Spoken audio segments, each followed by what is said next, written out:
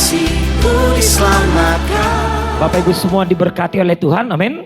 Nah, saya digerakkan Bapak Ibu Saudara untuk kita mengucapkan pengertian daripada Pentakosta ketiga. Kita akan ucapkan ini bersama-sama Bapak Ibu. Karena saya percaya inilah yang menjadi kehendak Tuhan zaman now. Kehendak Tuhan zaman sekarang. Bapak Ibu siap? Kita akan bacakan seperti membaca Pancasila. Oh, cukup jelas ya Bapak Ibu. Saya akan bacakan. Jadi Bapak Ibu nanti ikutin. Yang di ruangan ini maupun Bapak Ibu yang ada di rumah-rumah. Yang siap katakan amin. Nah kalau saudara berkata, Pak, aku mau tahu kehendak Tuhan. Aku mau lepas dari keegoisanku. Mementingkan diri sendiri. Gimana caranya? Perhatikan kelima hal Pentakosta ketiga ini.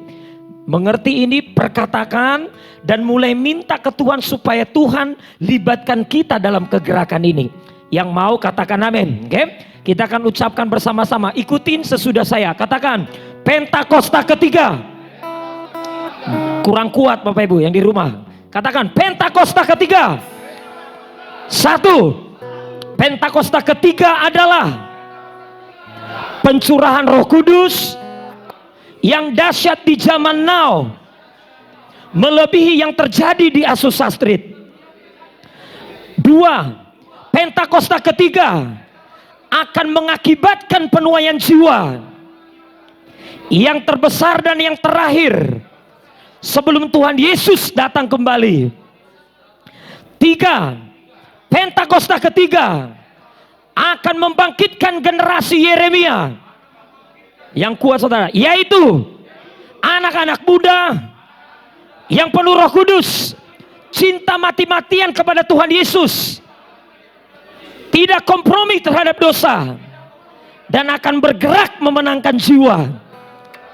4. Pentakosta ketiga lahir di Indonesia dan bergerak ke bangsa-bangsa. Gerakan ini dari timur ke barat dan akan kembali ke Yerusalem. 5. Pentakosta ketiga akan memberikan kuasa untuk menyelesaikan amanat agung. Dan setelah itu Tuhan Yesus datang kembali. Yang percaya berikan tepuk tangan yang meriah buat Tuhan kita. Lebih meriah lagi buat Tuhan kita. Haleluya. Api Pentakosta menyala. Yo, api Pentakosta menyala. Ayo tepuk tangan di rumah saudara. Api Pentakosta ketiga. Oh, api Pentakosta menyala. Api Pentakosta menyala. Api Pentakosta sekali lagi. Api Pentakosta menyala. Api Pentakosta menyala. Api Pentakosta ketiga. Api Pentakosta ketiga. Api Pentakosta ketiga. Berikan tepuk tangan yang meriah buat Tuhan. Haleluya. Saya percaya api Pentakosta sudah membakar setiap roh kita. Amin. Boleh salam kiri kanannya bilang ini. Api Pentakosta ketiga membakar rohmu. Haleluya. Kalau masih ada yang ngantuk saudara, yang di rumah, suami istri masih ada yang ngantuk, saudara benar-benar terlalu. Oke baik, kita akan langsung Bapak Ibu melanjutkan firman Tuhan. Buka ayat firmannya dalam Kisah Para Rasul pasal pertama ayat 12 sampai dengan 14. Kisah Para Rasul pasal pertama ayat 12 sampai dengan ayatnya ke-14. Sesudah hari Kamis kemarin kita rayakan kenaikan Yesus ke surga. Disaksikan oleh 500 murid-murid. Nah hari ini kita akan bahas bersama-sama. Apa keadaan murid-murid dan apa yang menjadi respon murid-murid ketika Yesus meninggalkan mereka. Ya Yesus naik ke surga, bagaimana respon mereka? Kita akan lihat ayat 12 sampai dengan ayat ke-14. Dari kisah ini kita akan belajar sama-sama. Jadi kalau kita baca Alkitab Bapak Ibu, saya dan Bapak Ibu Saudara Makanya disebut itu baca firman itu harus sambil direnungkan. Nah, saya mulai mengerti proses perenungan itu sama dengan kita mulai masuk kepada keadaan mereka, kisah mereka pada waktu itu. Nah, kalau saya dan Bapak Ibu Saudara ada di daerah itu Saudara, tempat perpisahan itu yaitu di Bukit Zaitun, tepatnya itu, tempat Yesus naik, gimana keadaannya Saudara? Pasti mereka dalam keadaan wah, hilang. Memang ada beberapa janji firman yang diberikan kepada mereka. Kita akan lihat respon mereka. Dan ini yang saya melihat Saudara. Kalau secara manusia pasti mereka juga dalam keadaan wah gimana nih? Ini apa nih? Masuk juga dalam ketidakpastian. Memang Yesus ngomong jangan tinggalkan Yerusalem ya. Kamu akan mendapatkan sampai kamu dipenuhi oleh kuasa yang maha tinggi. Yaitu dibaptis Roh Kudus. Tapi perhatikan kata-kata Yesus. Yesus tidak sebutkan berapa lama mereka harus menunggu di loteng atas. Tidak ada. Sekarang kita baru tahu. Ternyata mereka tunggu 10 hari. Dari hari Kamis kemarin nanti sampai hari Minggu. Jadi 10 hari ke depan. Sekarang kita taunya. Kalau murid-murid kadang waktu itu gak tahu. Gak tahu mereka kapan Roh Kudus akan dicurahkan buat mereka. Gak tahu. Nah gini Bapak Ibu Saudara. Di tengah-tengah keadaan yang semua tidak pasti. Ketidakpastian dan ketidakmengertian. Apa sebenarnya yang Tuhan kehendaki supaya ada atas setiap murid-murid. Dan juga saya percaya ada juga bagi setiap kita. Katakan amin. Kita langsung ke keadaan kita sekarang. Pandemi COVID-19 memang ada yang berprediksi. Tapi tidak ada satu orang pun yang berani memastikan. Kapan ini akan berakhir? Gak ada yang berani pastikan. 1 bulan, 2 bulan, sekian bulan gak ada yang berani. Prediksi banyak. Dan saya tahu satu pribadi yang berani memastikannya yaitu Tuhan yang kita sembah. Tuhan tahu kok ini akan kapan berakhir. Katakan amin.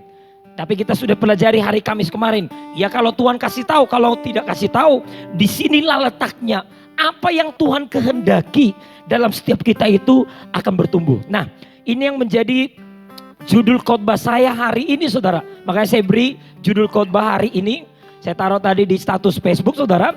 Saudara akan lihat sama-sama. Saya buat di situ 3 hal ini yang Tuhan kehendaki ada pada kita waktu kita lewati masa sulit ini.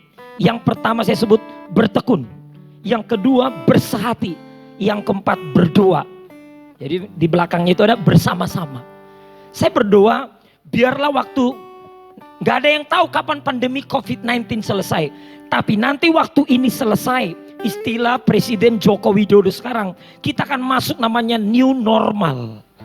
Kita memang nanti akan normal, tapi pasti Saudara, pasti. Saya bisa pastikan, tidak akan sama lagi kehidupan kita seperti sebelum COVID-19. Makanya disebut new normal.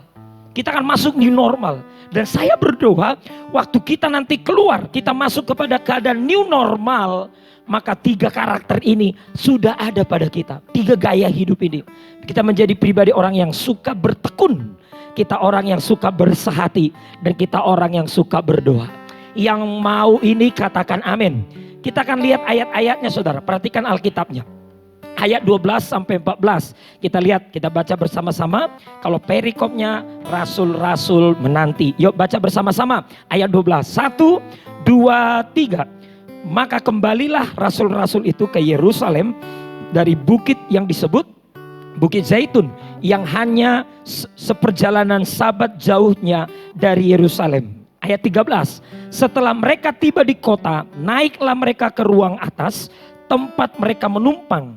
Mereka itu ialah Petrus dan Yohanes, Yakobus dan Andreas, Filipus dan Thomas, Bartolomeus dan Matius, Yakobus bin Alfeus dan Simon orang Zelot dan Yudas bin Yakobus Saudara. Nanti sesudah beberapa ayat berikutnya nanti ke depan-depannya baru kita tahu total murid-murid yang mungkin sisa 11 murid itu di total nanti bersama dengan orang yang hadir ada 120 murid mereka.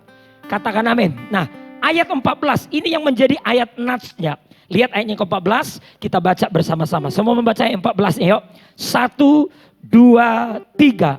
Mereka semua bertekun dengan sehati dalam doa bersama-sama dengan beberapa perempuan serta Maria ibu Yesus dan dengan saudara-saudara Yesus blok itu mulai kata mereka semua sampai bersama-sama. Dari sini saya ambil menjadi judul khotbah. Jadi kalau saudara bertanya lagi, ya Pak Pendeta, Pak Roy, apa nih yang menjadi kehendak Tuhan ya? Jujur Pak, aku tuh bingung mau ngapain ini. Beberapa yang dirumahkan lah. Ada beberapa yang dirumahkan ya karena memang gak ada kerjaan, harus work from home. Ada beberapa juga yang dirumahkan setengah hari, setengah kerja. 3 hari masuk, 3 hari libur. Ada juga yang benar-benar tanda kutip kata kasarnya di PHK. Wah di rumah, galau nih. Selama ini sibuk, apa yang harus kita lakukan? Saya berdoa biarlah ini yang kita lakukan. Mulai dari kata mereka dong di blognya. Mereka sampai dengan bersama-sama. Ini yang mereka lakukan saudara. Yang saya berdoa melalui ibadah hari ini, karakter gaya hidup yang seperti ini turun atas setiap kita. Jadi kalau saudara tanya, iya Pak ini apa ya? Saya melewati ini hidup yang gak biasanya, gak lumrah ini. Apa sih? Saya udah coba Pak. Melakukan hobi saya, olahraga lah, buat inilah, nonton game, main games lah, nonton film lah, ini seri ini, semua coba keluarin semua. Lah, udah habis Pak. Paling hobi saya itu 3 hari habis. Sudah gak ada yang baru, sudah boring nih, udah gak tahu mau buat apa. Saya mau ngomong nih, Tuhan nasihati kita, biarlah karakter 3 ini. Kita baca selamanya yang di blog ini bersama-sama. 1, 2, 3. Mereka semua bertekun dengan sehati dalam doa bersama-sama. Yang mau katakan amin. Nah boleh salam kiri kanannya sebelum kita masuk belajar lebih lagi. Salam lagi nih. Ayo Tuhan mau engkau tekun. Tuhan mau engkau sepakat bersehati. Dan Tuhan mau engkau doa sama-sama. Amin. Salam dong kiri kanannya di rumah Bapak Ibu Saudara. Kita naikkan pujian ini di hadapan Tuhan. Ku nantikan janji Allah dikenapi dalamku. Ku harapkan yang terbaik terjadi di dalamku. Sekali lagi katakan, ku nantikan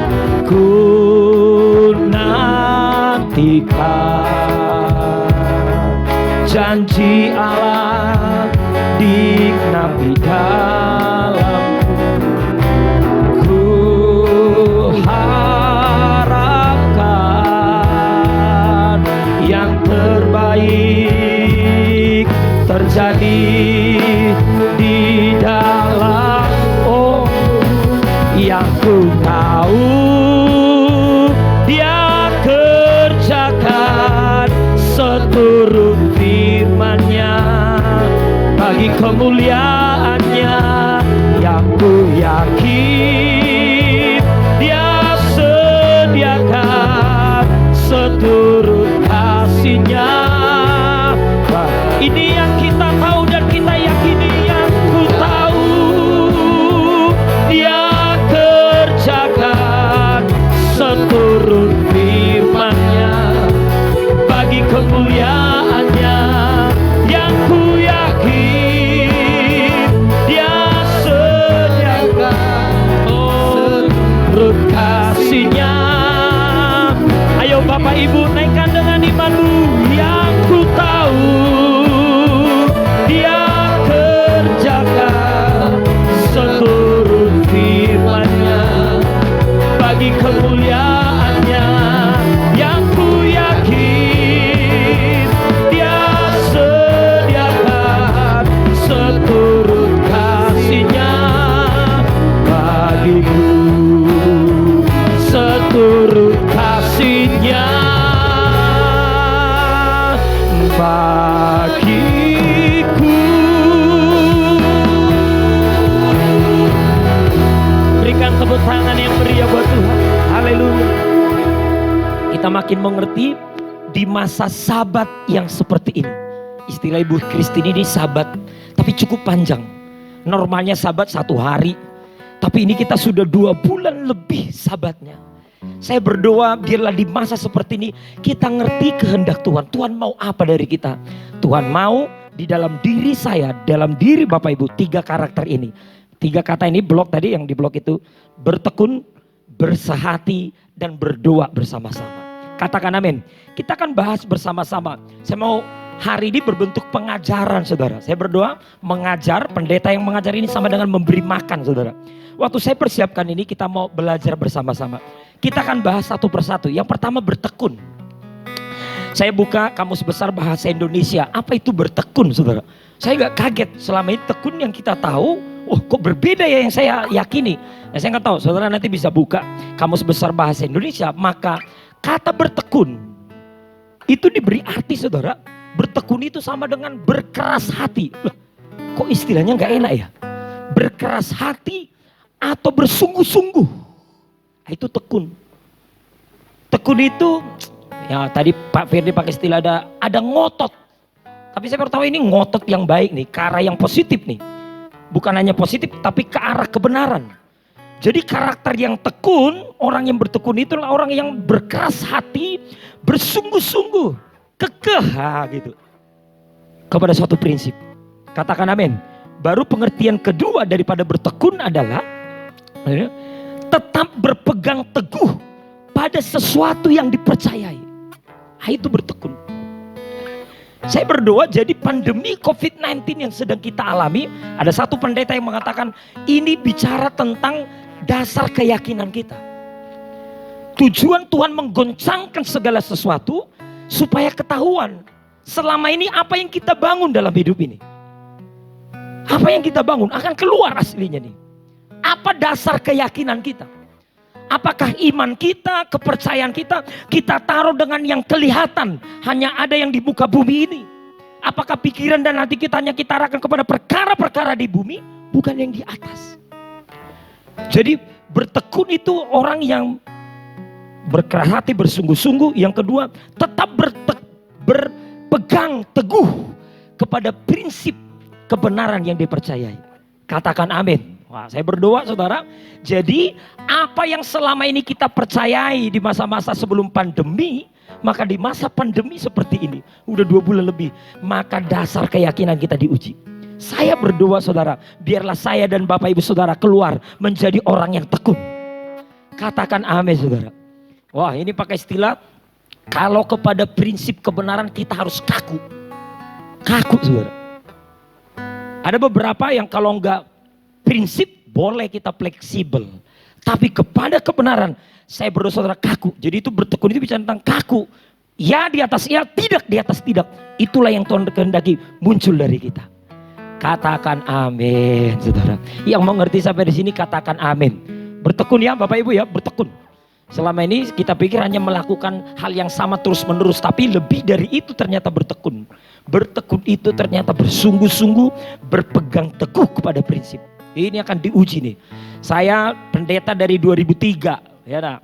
Diuji berkali-kali kependetaan saya. Dan ini pandemi COVID-19 lumayan nih ujiannya nih. Saya berdoa biarlah nanti sesudah pandemi saudara akan tetap tahu Roy Durman Panjaitan masih tetap pendeta. Amin. Bahkan pendeta yang akan Tuhan pakai di zaman now, di era Pentakosta ketiga. Yang percaya katakan amin. Apa nih yang saudara percayai selama ini? Diuji. Beberapa orang dalam tekanan kuat melepaskan. Wah ini apa nih? Melepaskan panggilan, melepaskan ini. Tapi saya berdoa saya dan saudara keluar menjadi orang yang bertekun. Amin. Oke, kita lanjut ya Bapak Ibu Saudara. Gini, saya pelajari gini. Dari mana? Gini, saya dan Bapak Ibu Saudara tidak lahir menjadi orang tekun. Ketekunan itu bukan dibawa lahir. Ketekunan itu bukan yang otomatis. Oh enggak. Dari mana sumbernya ketekunan? Kita lihat Alkitab bersama-sama. Roma 5 ayat 3-5. Apa yang menghasilkan ketekunan? Baca bersama-sama. Roma 5 ayat 3-5. Baca bersama-sama yuk. 1, 2, 3. Dan bukan hanya itu saja. Semua yang di ruangan ini baca juga supaya kita sama-sama. Kita malah bermegah juga dalam kesengsaraan kita. Karena kita tahu bahwa kesengsaraan itu menimbulkan ketekunan. Tuhan menghendaki saya dan Bapak Ibu orang yang tekun. Gimana cara Tuhan mendapati anak-anaknya punya karakter tekun? Maka Alkitab bilang nih, sumber tekun bukan dari yang lain, dari kesengsaraan. Gak ada jalan lain.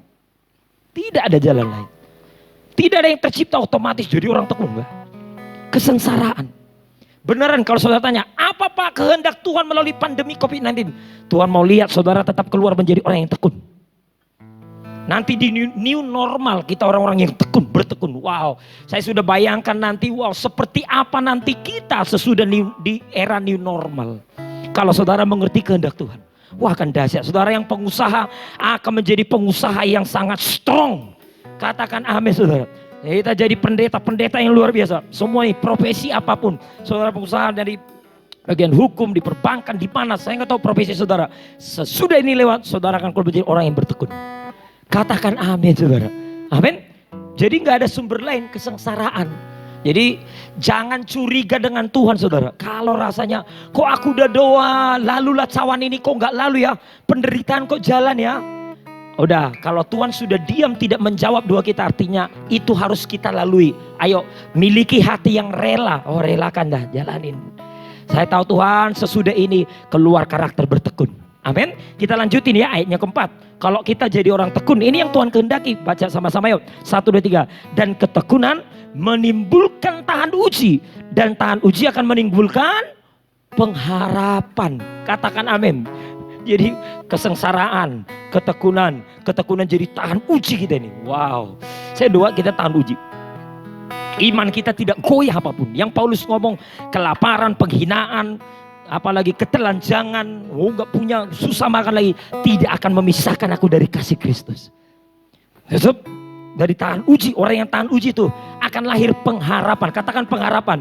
Dan pengharapan yang saya dan Bapak Ibu miliki karena saudara lahir dari ketekunan. Ayat 5-nya. Baca bersama-sama yuk. Baca sama-sama. 1, 2, 3. Dan pengharapan tidak mengecewakan. Karena kasih Allah dicurahkan di dalam hati kita oleh Roh Kudus. Yang telah dikaruniakan kepada kita. Yang percaya berikan tepuk tangan yang meriah buat Tuhan. Lebih meriah lagi buat Tuhan kita saudara. Oh haleluya. Katakan amin saudara. Pengharapan kita tidak akan pernah membuat kita kecewa saudara. Sungguh-sungguh kalau saudara udah lahir tuh penderitaan pandemi COVID-19 melahirkan saudara jadi orang yang tekun menjadi tahan uji muncul pengharapan, banyak impian muncul. Dan saya percaya pengharapan yang kita miliki ini tidak akan pernah mengecewakan. Dia Tuhan akan melakukan jauh lebih banyak daripada yang bisa kita doakan dan pikirkan. Yang percaya berikan tepuk tangan yang meriah buat Tuhan kita. Katakan yang ku tahu Dia kerjakan seturut firman-Nya bagi kemuliaan. Ayo nyanyi Bapak Ibu saudara, nyanyi yang di ruangan ini juga nyanyi. Bapak Ibu yang di rumah nyanyi saudara. Biar ini yang kita tahu, ini yang kita yakini. Yang ku tahu Dia kerjakan seturut firman-Nya bagi kemuliaan-Nya. Yang ku yakin Dia sediakan seturut kasih-Nya, bagi seturut kasih-Nya, seturut kasih-Nya bagiku. Berikan tepuk tangan yang meriah buat Tuhan, pengharapan kita. Haleluya, haleluya, amin. Bapak Ibu saudara, kita lanjut yang kedua. Karakter yang Tuhan kehendaki itulah orang yang suka sehati, bersehati saudara. Ya KBBI, Kamus Bahasa Indonesia bilang sehati itu bersehati ya bersatu hati, seia sekata saudara. Oke, kita akan lihat nih, ini yang Tuhan mau. Saya berdoa karakter kedua yang Tuhan mau kita di pandemi ini, kita menjadi orang yang bisa bersehati. Kita akan lihat apa yang kita ngomong tentang bersehati. Yang lumrah kita dengar itu unity, sepakat. Kita akan lihat Alkitab ngomong apa. Kita lihat pengertiannya dari beberapa sumber saudara. Kita lihat dari Filipi pasal 2 ayat 2 sampai 4. Nah, Rasul Paulus memberi pengertian tentang bersehati di sini. Baca bersama-sama ya. Baca yuk. Saya berdoa Roh Kudus memberi pengertian. Baca sama-sama yuk. Dalam Filipi 2 ayat 2 sampai dengan 4. Filipi 2. Yuk baca bersama-sama. 1, 2, 3. Karena itu sempurnakanlah sukacitaku dengan ini. hendaklah kamu sehati, sepikir, dalam satu kasih, satu jiwa, dan satu tujuan. Blok itu mulai dari kata sehati, sepikir, satu kasih, satu jiwa, satu tujuan. Jadi kalau kita bilang sepakat, saudara harus mengerti ya, bukan pengertian cara dunia. Sepakat itu bukan menjadi satu. Sepakat itu bukan bersekutu hanya satu kelompok. Oh, enggak. Sepakat itu orang yang bersehati, Tuhan bilang gini, itu adalah bersepahatilah kepada orang-orang yang ini. Yang pertama sehati. Bicara hati ya, ini kan susah diuji nih, hanya Tuhan yang bisa lihat hati. Gak usah banyak dijelasin dah. Tapi yang kedua kita bilang sepikir. Waktu ngobrol, cerita, wih iya sama nih, passion kita sama nih. Nah kepada orang-orang yang seperti ini kita harus bersehati nih. Yang kedua, dalam satu kasih. Wah dalam satu kasih. Oh kita bukan hanya sekedar kenalan, bukan hanya punya kepentingan, kamu bisa buat apa sama saya bisa buat apa sama kamu. Tapi kita karena kasih, mengasihi. Katakan yang berikutnya apa? Satu jiwa. Wah, di jiwa itu kan pikiran, perasaan, kehendak. Jadi satu jiwa itu sudah mulai apa ya? Sudah mulai ada ikatan. Bisa nangkap yang semasuk, katakan amin.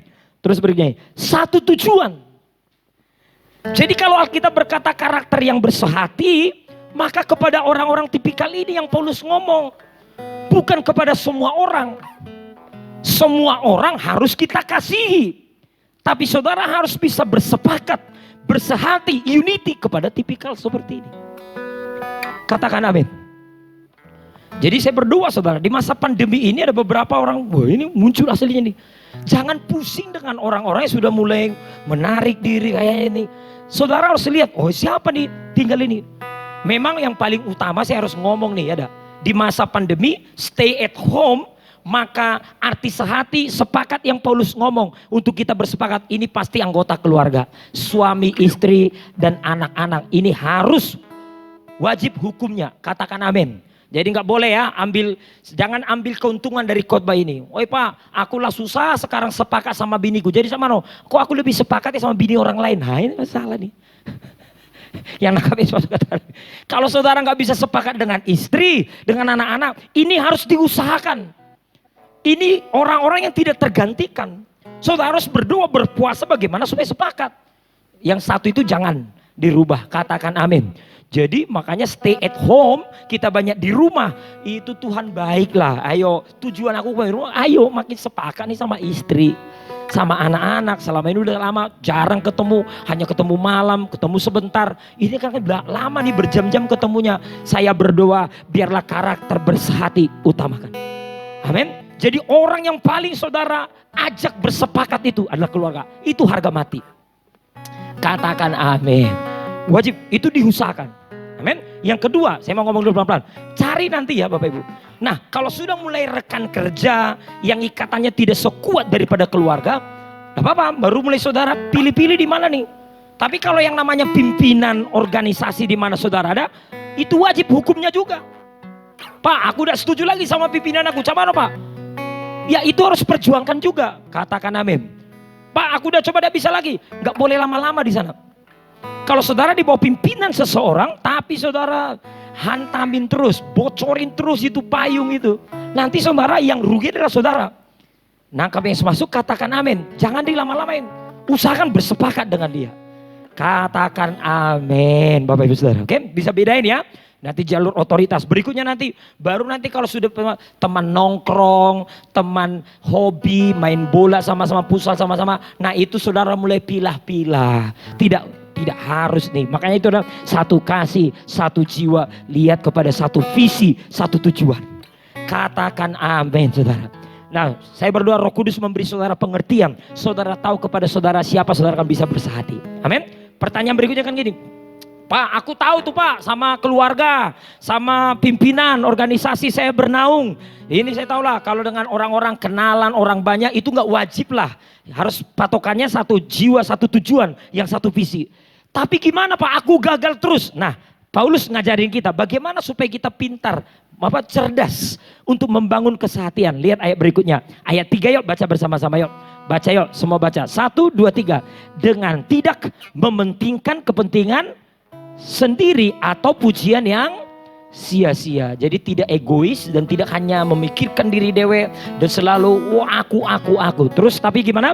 Sebaliknya hendaklah dengan rendah hati seorang menganggap yang lain lebih utama daripada dirinya sendiri. Jadi ini caranya. Jadi orang kalau kita sama istri, sama anak, sama suami harus ini nih caranya. Jangan egois tapi nganggap mereka lebih penting daripada kita. Katakan amin. Ayat yang berikutnya nih yang dijelasin sama Rasul Paulus. Ayat berikutnya yuk supaya lengkap nih baca sama-sama. Dan janganlah tiap-tiap orang hanya memperhatikan kepentingannya sendiri tetapi kepentingan orang lain juga. Katakan amin. Cukup mengerti ya poin kedua ini ya.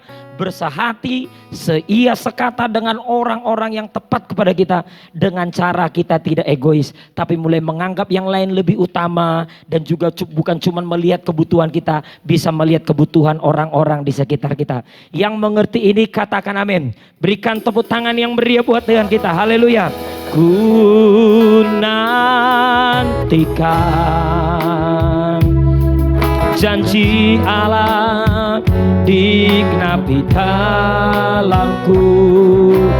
Ku harapkan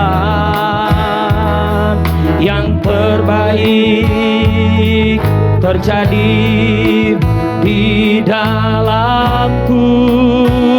Katakan yang ku tahu Dia kerjakan seluruh firman-Nya bagi kemuliaan-Nya. Yang ku yakin Dia sediakan seluruh kasih-Nya bagiku. Saya mau lengkapi poin kedua ya, bersehati.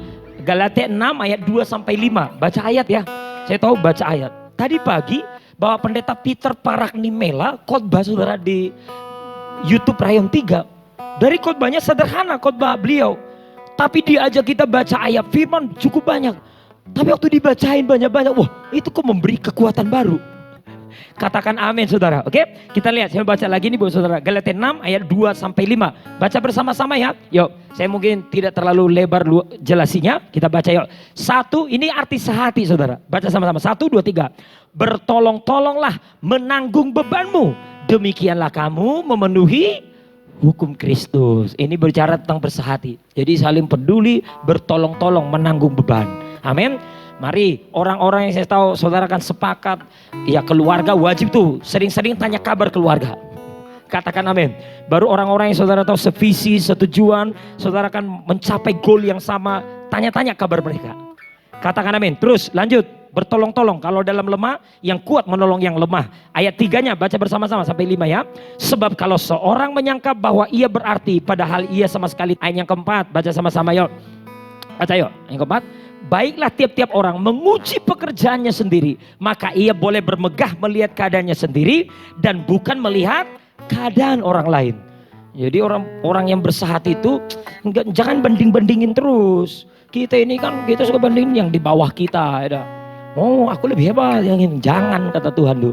Terus lanjut yuk kita lihat. Ini tidak luas saya dijelaskan. Ayat yang kelima baca bersama-sama. Sebab tiap-tiap orang akan memikul tanggungannya sendiri. Amin. Karena penghalang orang bersehati itu yaitu kita selalu merasa diri lebih hebat dari yang lain. Dan suka banding-bandingin, aku gini dia gitu. Nah, itu yang buat kita susah bersehati. Makanya Paulus nasihati melalui Galatia. Kamu bertolong-tolong ya menanggung beban. Jangan merasa diri paling hebat. Lihat ini, ya seorang punya masalah masing-masing, punya derita masing-masing. Ya kalau kamu lagi lapang sekarang, jangan menganggap hina orang yang lagi menderita. Nangkap yang masuk, katakan amin. Tapi kita tahu kalau kita lagi kuat, biarlah kita menolong yang lemah. Yang mengerti ini katakan amin. Oke? Yang terakhir kita akan lihat. Poin yang ketiga saya buat berdoa. Balikin ke ayat 14. Tapi sebenarnya saya ada di ayat 14-nya bukan hanya berdoa. Saya sengaja taruh di judul khotbahnya bertekun, bersehati, berdoa.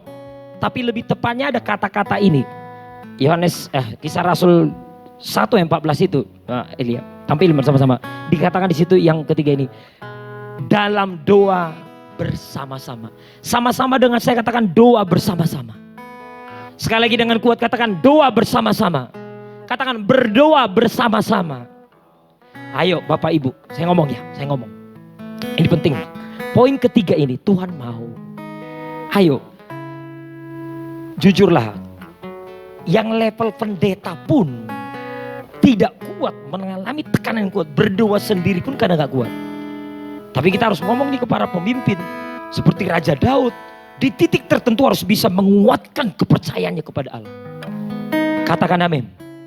Nah, yang level-level jemaat, pengerja, yang ini, ayo, ini yang saudara gak boleh tinggalkan nih.